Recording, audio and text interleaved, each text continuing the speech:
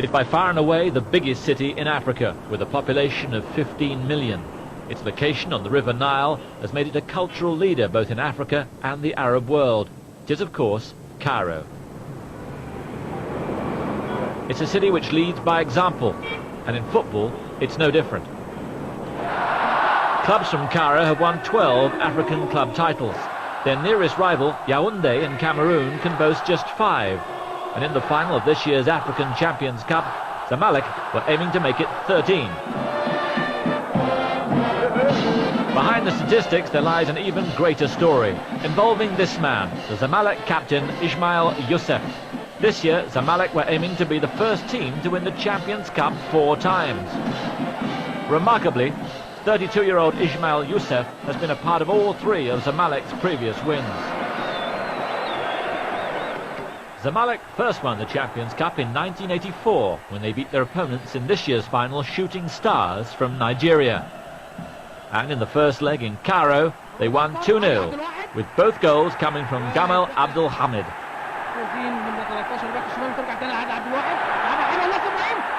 Zamalek then won the return in Nigeria to clinch the title. Ismail Youssef takes up the story. I was a substitute for that second game. I have very fond memories of the match since it was the first time I'd been abroad with the first team.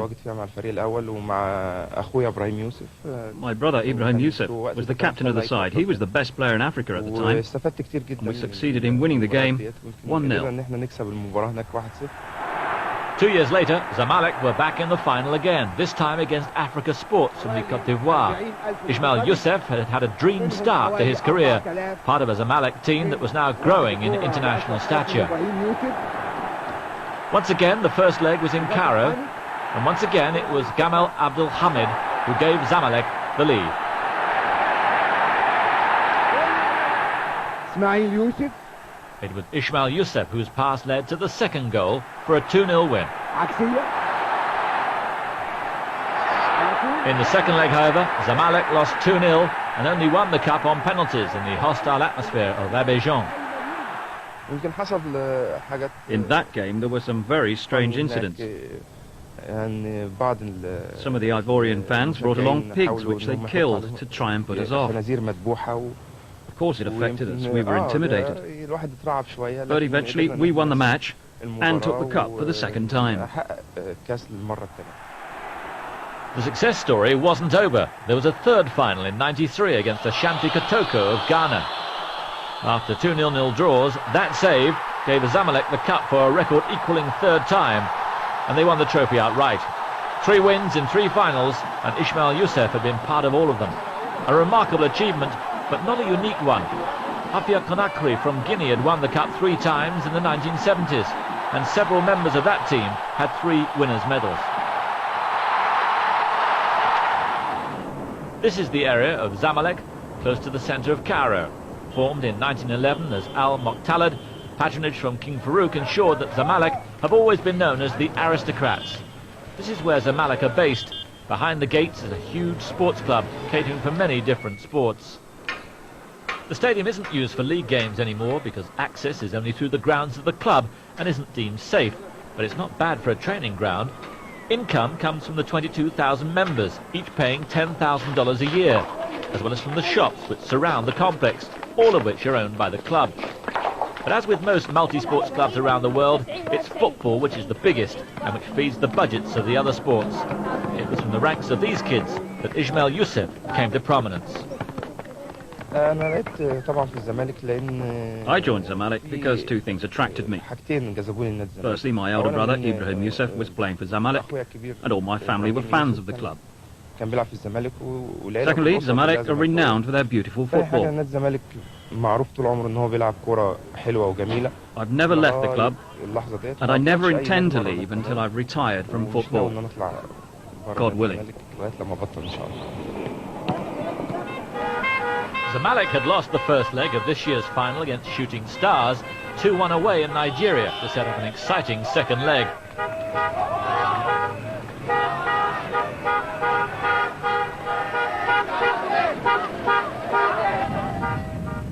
But this is Africa, and incredibly, here in the Cairo International Stadium, most of the 80,000 people had to squeeze through just one gate to get to the game.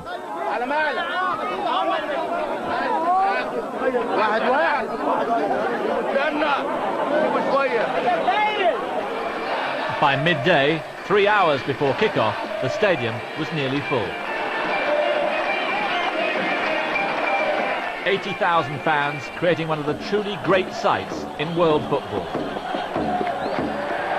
A small band of Nigerians arrived, hoping that Shooting Stars could become the first Nigerian team to win the Champions Cup and become the first team to win the Champions Cup, the Cup Winners' Cup and the CAF Cup.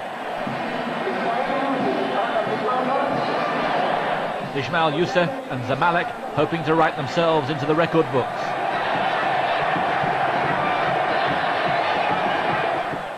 Shooting Stars hoping to put the record straight for Nigeria. Zamalek had promised to attack and they were as good as their word.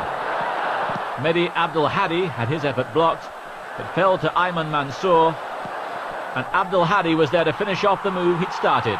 1-0 to Zamalek after 29 minutes. It was the influential Ashraf Kacham who set up the second goal after 66 minutes of a match Zamalek dominated. His telling through ball found Tariq Mustafa,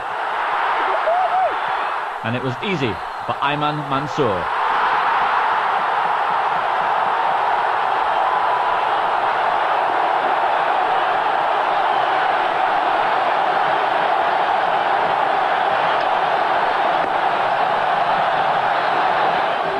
Zamalek could have made sure of a comprehensive victory from this corner, but Kamal Kazi Saeed squandered the chance.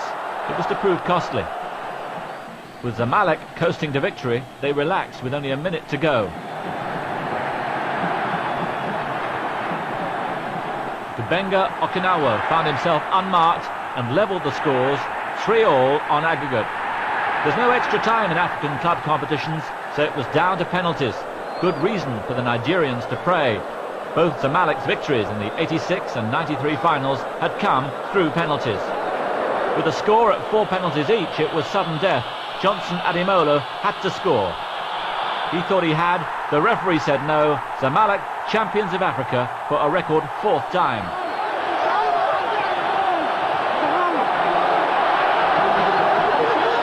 Ismail Youssef, the history maker, the only man to win 4 winners' medals, and following in the footsteps of his brother Ibrahim, captain in 84 and 86.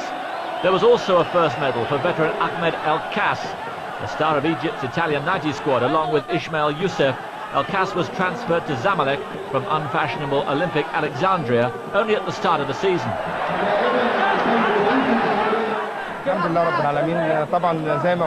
To win this cup was very important for me. We played very well today, and much of it was down to the incredible support of the spectators. God willing, we can win the cup for a 5th or 6th time.